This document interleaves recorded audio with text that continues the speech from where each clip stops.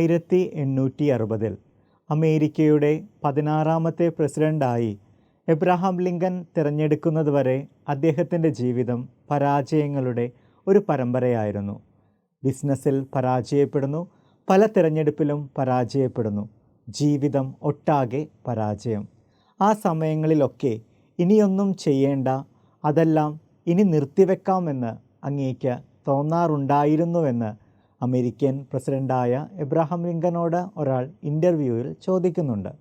എന്നാൽ അദ്ദേഹത്തിൻ്റെ മറുപടി ഏറെ ഹൃദയസ്പർശിയായിരുന്നു. എൻ്റെ കാഴ്ചപ്പാടിൽ പരാജയമെന്ന് പറയുന്നത് വീഴുന്നതല്ല, വീണിടത്തു നിന്ന് എഴുന്നേൽക്കാൻ ശ്രമിക്കാത്തതാണ്. സ്നേഹം നിറഞ്ഞവരെ, ചിലപ്പോഴെല്ലാം നാം ഒരു കാര്യത്തിനു വേണ്ടി 1-2 വട്ടം പരിശ്രമിച്ചിട്ട് അത് നടക്കാതെ വരുമ്പോൾ അത് ഇനി നടക്കില്ല, ഇനി എനിക്കെല്ലാം മതിയായി എന്നൊക്കെ പറഞ്ഞ് നാം ആ കാര്യം വിട്ടുകളഞ്ഞിട്ടില്ലേ? നമ്മുടെ ജീവിതത്തിൽ നാം ആഗ്രഹിക്കുന്ന കാര്യങ്ങൾ ഉടനടി സംഭവിക്കണമെന്നില്ല. അത് ചിലപ്പോൾ പഠനമാകാം, ജോലിയാകാം, മറ്റേതെങ്കിലും ആകാം.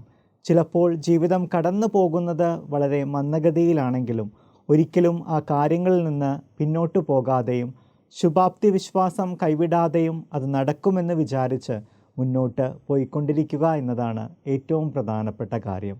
നാം യഥാർത്ഥത്തിൽ ഒരു കാര്യം ആത്മാർത്ഥതയോടെ ആഗ്രഹിച്ചാൽ ആ കാര്യം സാധിച്ചു കിട്ടുന്നതുവരെ ലോകം മുഴുവനും നമ്മോട് കൂടെ ഉണ്ടാകുമെന്ന് പൗലോ കൊയ്ലോ പറഞ്ഞു വെച്ചത് നാം മറന്നുപോയോ? ഓർക്കാം ദൈവവചനം. നന്മ ചെയ്യുന്നതിൽ നമുക്ക് മടുപ്പ് തോന്നാതിരിക്കട്ടെ.